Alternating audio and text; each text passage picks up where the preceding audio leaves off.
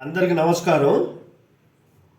ప్రతిరోజు పాఠశాల ప్రారంభోత్సవానికి ముందు వందే మాతర గీతము విద్యార్థులచే పాటించడం జరుగుతుంది.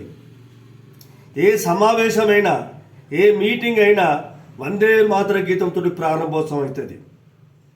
వందే మాతర గీతము అది భారతీయుల యొక్క ప్రాణం.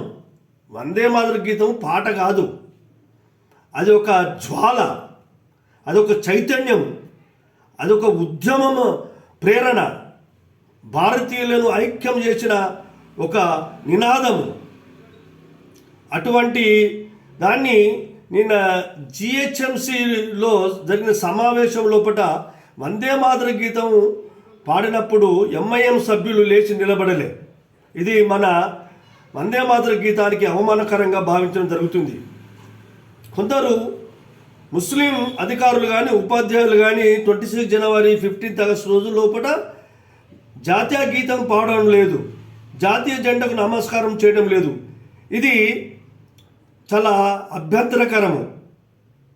మరి వారు మన దేశానికంటే మతానికే ప్రాముఖ్యత ఇచ్చినట్టుగా భావించవలసి వస్తుంది.